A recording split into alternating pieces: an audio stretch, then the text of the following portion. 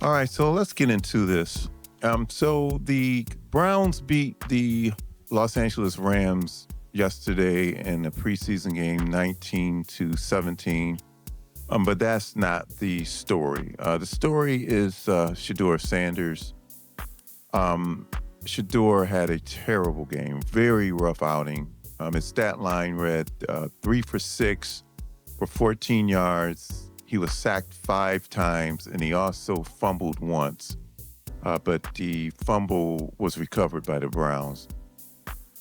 It was really bad showing.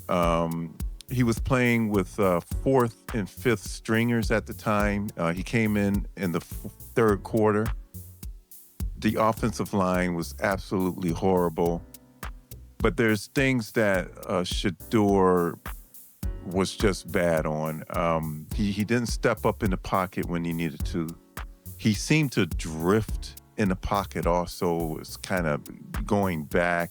And also when he was getting chased, he started running backwards. And, and this is the second time he's done that. And it's also been a habit of his. He needs to throw the ball away when he gets into situations like that. And then again, there's a lot going on the internet where, they're talking about, he was set up and they set him up, they set him up to fail, the coaches. I'm not a fan of Kevin Stefanski, but I will tell you this, I'm not buying that because Tyler Huntley came in and he was able to lead the team to a field goal, put him in scoring position for a field goal, and those were the same players. And and Tyler Huntley, he's not going to even be on this team 9 times out of 10. So no, it was just not good. A good showing by Shedeur. I thought that his energy seemed off. I thought his energy was off. He didn't have that same, where he was like pumped up, ready to go. And, maybe he knew before the game that he was going to be playing with the 4s and 5s. Maybe, Stefanski said, okay, Shedeur, you'll be going in the third quarter. You'll be playing with 3rds and 4ths, or 3rds, 4th and 5th guys. And maybe he was feeling down there, or feeling that he didn't have a chance. But, despite that, you have to go out there and perform. Getting back to Stefanski, I did not like the fact that he took Shedeur out for the 2-minute drill. What is Tyler Huntley going to do? He probably not going to even be on the team. So the guy that you're developing, you might as well let him play it out, right? You let Dylan Gabriel do it at the end of the first half, and Dylan Gabriel had a nice game. I liked the way he played. He got the ball out quick. He was decisive with his passes, and he did an excellent job especially with the 2-minute drill. But then again, another rookie quarterback in Shedeur, give him an opportunity. You give him an opportunity to do a 2-minute drill, and if he doesn't do well, then so be it. So it all comes down to with this, right? What I didn't like with Shedeur was his head hanging. And he seemed to me to be pouting. And when and it was the time when if you watched the game, you saw the towel around his head and neck. He seemed to walked up the sideline, and I actually thought for 1 second, like, is this dude going to the locker room? And if he is going to the locker room, is he going to the locker room because he's hurt? Because we all know he's had that oblique situation. Or is he going to the locker room because he's angry at something? But, he didn't do that. So I was like, glad he wandered back to the bench area. But you can't show that, right? You got to keep your head up. You have to try to stay positive no matter the situation, because thus far he's been doing an outstanding job doing that.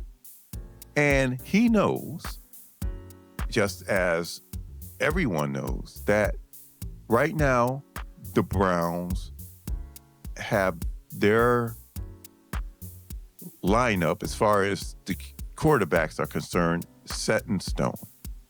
They've had it like that since probably OTAs, where it was going to be Flacco, Kenny Pickett, Gabriel, and Shedeur.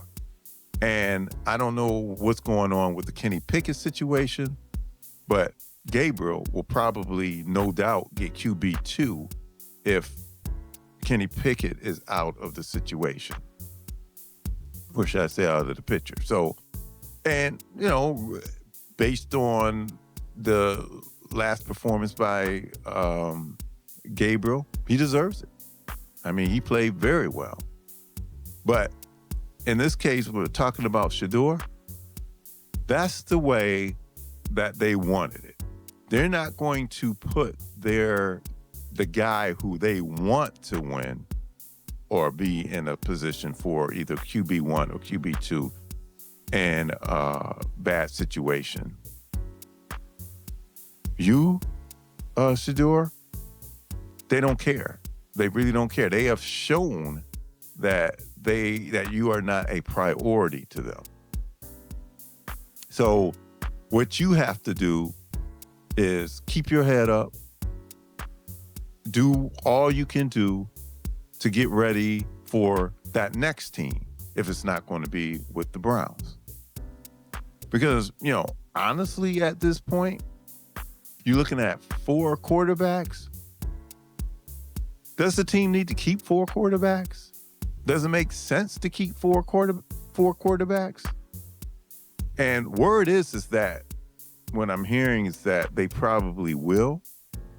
But I don't know. I wouldn't be surprised if the cuts that come on Tuesday have Shedeur on there. Meaning, Shedeur gets cut. And again, if he does happen to get cut, you want to make sure you keep that positive attitude for those other teams out there that may be interested in you.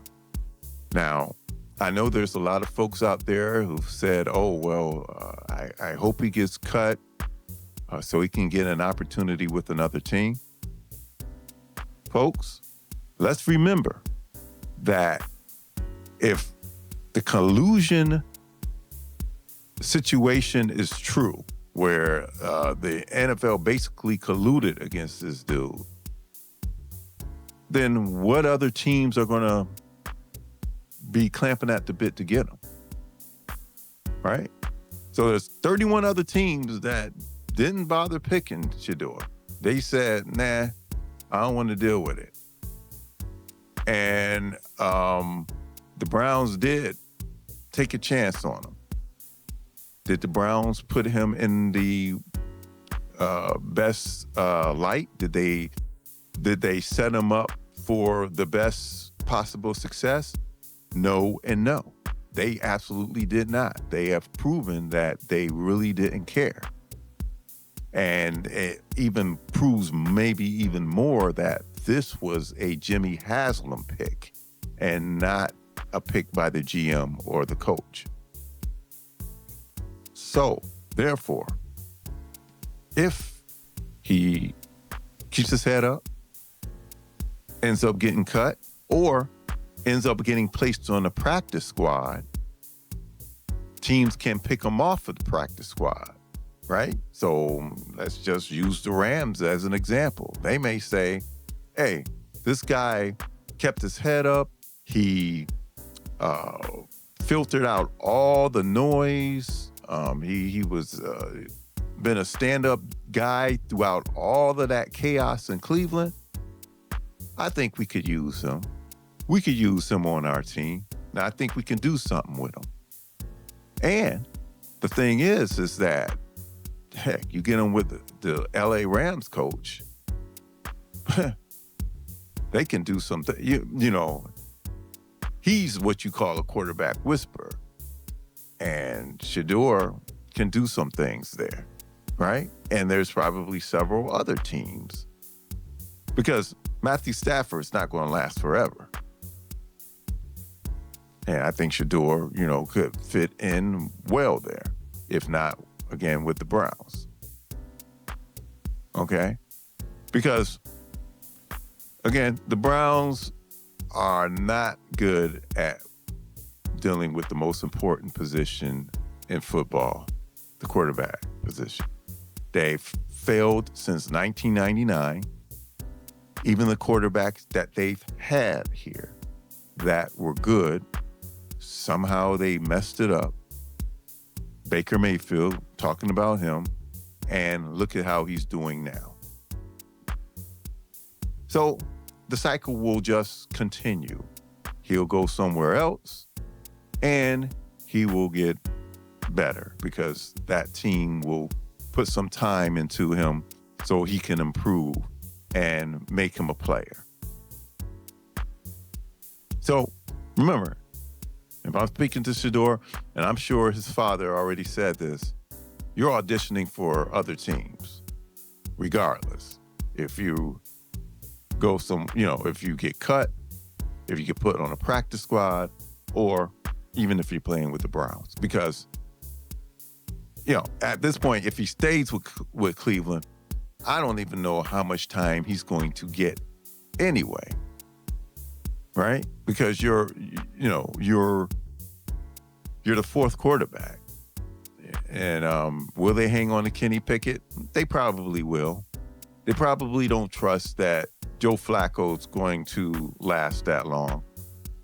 And then even if Kenny Pickett doesn't last long after Joe Flacco, you got Dylan Gabriel.